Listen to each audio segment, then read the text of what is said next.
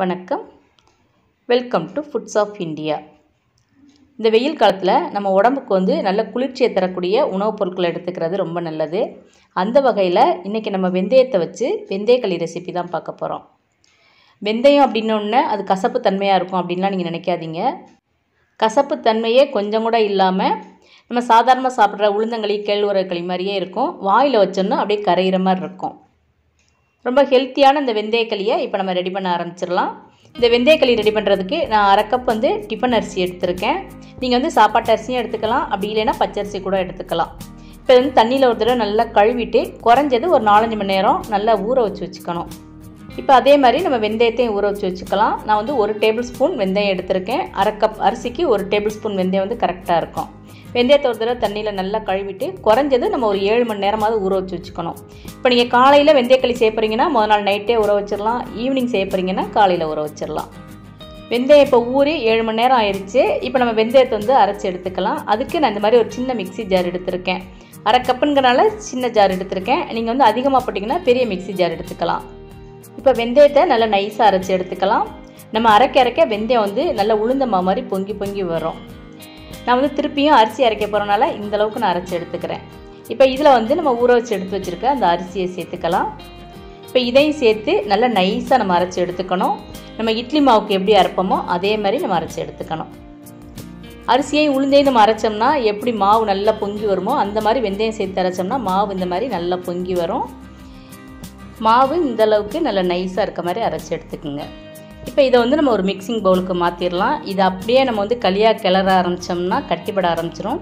அதனால் நம்ம இது கூட கொஞ்சமாக தண்ணி சேர்த்து நல்லா மிக்ஸ் பண்ணி விட்டு அதுக்கப்புறம் தான் நம்ம களி செய்ய ஆரம்பிக்கணும்.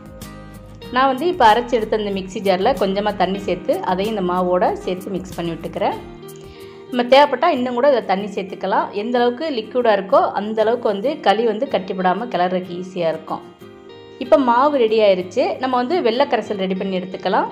அதுக்கு நான் 3/4 கப் அளவுக்கு பொடிச்ச வெல்லம் எடுத்திருக்கேன். 1/2 கப் அரிசி, அப்புறம் 1 டேபிள் ஸ்பூன் வெந்தயம், இது ரெண்டுக்கும் சேர்த்து 3/4 கப் இனிப்பு கரெக்டாக இருக்கும். இப்போ இதில் நான் ஒரு 1/2 கப் அளவுக்கு தண்ணி சேர்த்து நல்லா கொதிக்க விட்டு அந்த வெல்லம் கரைஞ்சதுக்கப்புறம் இதை தனியாக எடுத்து வச்சிடலாம். இப்போ வெல்லம் நல்லா கரைஞ்சி வந்துருச்சு. இந்த டைம் நம்ம அடுப்பை ஆஃப் பண்ணிடலாம். இப்போ வெந்தயக்களி ரெடி பண்ணுறதுக்கு ஒரு அடிகனமான பாத்திரம் இருக்கணும். அப்படி இல்லைன்னா இந்த மாதிரி ப்ரெஷர் குக்கர் இருந்தால் கூட கரெக்டாக இருக்கும். நான் 4 லிட்டர் ப்ரெஷர் குக்கர் எடுத்திருக்கேன். இப்போ இதில் நான் 2 கப் அளவுக்கு தண்ணி சேர்த்துக்கிறேன். இப்போ தண்ணி நல்ல இந்த மாதிரி சூடானதுக்கப்புறம் நம்ம கரைச்சி எடுத்து வச்சுருக்க அந்த மாவை இது கூட சேர்த்து கைவிடாமல் இந்த மாதிரி கிளறி விட்டுட்டே இருக்கணும். அடுப்பை நம்ம சிம்மில் வச்சுக்கணும். கை விட்டுட்டோம்னா அந்த மாவு கட்டிப்பட ஆரம்பிச்சிடும். அதனால் கைவிடாமல் கிளறணும். இப்போ எல்லா மாவையும் நம்ம சேர்த்தாச்சு. கொஞ்சம் கூட கட்டிப்படலை. இப்போ அடுப்பை நம்ம மீடியம் ஃப்ளேமில் வச்சுக்கலாம். மீடியம் ஃப்ளேமில் வச்சு இந்த மாவு கொஞ்சம் கெட்டியாகிற வரைக்கும் நம்ம நல்லா அந்த மாதிரி கிளறி விட்டுட்டே இருக்கணும். ஒரு 2-3 நிமிஷத்துலேயே மாவு நல்லா அந்த மாதிரி கெட்டிப்பட ஆரம்பிச்சிடும். மாவு நல்லா வெந்து வந்துருச்சு. நல்ல ஒரு களி பதத்துக்கு வந்துருச்சு. இதுக்கப்புறம் தான் நம்ம இது கூட வெள்ளை கரைசல் சேர்க்கணும். நம்ம ஆரம்பத்திலே வெள்ளை கரைசல் சேர்த்துட்டோம்னா இந்த மாவு வேகாமல் இருக்கும். அதனால் இது நல்லா வெந்ததுக்கப்புறம் தான் நம்ம அந்த கரைசலை சேர்க்கணும். இப்போ இது கூட ஒரு சிட்டிகை உப்பு சேர்த்துக்கலாம். அப்புறம் கரைச்சி எடுத்து வச்சுருக்க அந்த வெள்ளை கரைசலை இதில் சேர்த்துக்கலாம். இந்த மாதிரி ஒரு திக்கான பதத்துக்கு வந்ததுக்கப்புறம் அந்த களி கட்டிப்படாது. ஆரம்பத்தில் தான் நம்ம கைவிடாமல் கிளறிட்டே இருக்கணும். அந்த மாதிரி கிளறலைன்னா அந்த களி கட்டிப்படுறதுக்கு வாய்ப்பு இருக்குது. இப்போ நம்ம கொஞ்சம் டைம் விட்டு கூட இந்த மாதிரி மிக்ஸ் பண்ணி விட்டுக்கலாம். வெல்லம் நல்லா அந்த களியோட மிக்ஸ் ஆகிருச்சு. இப்போ நம்ம இந்த களியை செக் பண்ணி பார்க்கணும். கையில் கொஞ்சமாக தண்ணியை தொட்டுட்டு இந்த களியை தொட்டு பார்த்தோம்னா கையில் ஒட்டக்கூடாது. அந்த மாதிரி ஒட்டாமல் இருந்துச்சுன்னா கரெக்டான பதம். பாருங்கள், கையில் கொஞ்சம் கூட ஒட்டலை. ஒரு சில பேருக்கு அந்த உளுந்தங்களி வெந்தயக்களிலாம் நல்லெண்ணெய் சேர்த்து சாப்பிட்றது பிடிக்காது. அந்த மாதிரி இருக்கவங்களுக்காக நம்ம முதல்ல நல்லெண்ணெய் இதோட சேர்த்து நல்லா மிக்ஸ் பண்ணி விட்டுறலாம். இந்த மாதிரி நம்ம களியோட சூடாக சேர்த்து மிக்ஸ் பண்ணும்போது அந்த எண்ணெயோட ராஸ்மெல் இல்லாமல் இருக்கும். விருப்பப்படுறவங்க சாப்பிடும்போது நல்லெண்ணெய் ஊற்றி சாப்பிட்டுக்கலாம்.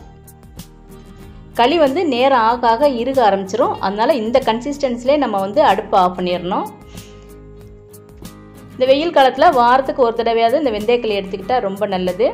குழந்தைங்கள்லேருந்து பெரியவங்க வரைக்கும் இந்த வெந்தயக்களி எடுத்துக்கிட்டால் அந்த உடல் சூட்டினால் வர்ற அந்த நோய் தாக்குதலேருந்து நம்மளை பாதுகாத்துக்கலாம். ரொம்ப ஹெல்த்தியான இந்த வெந்தயக்களியை நீங்களும் ட்ரை பண்ணி பாருங்கள். இந்த வீடியோ உங்களுக்கு பிடிச்சிருந்தேன்னா ஃபுட்ஸ் ஆஃப் இந்தியா சேனலை சப்ஸ்கிரைப் பண்ணி சப்போர்ட் பண்ணுங்கள். தேங்க்ஸ் ஃபார் வாட்சிங்.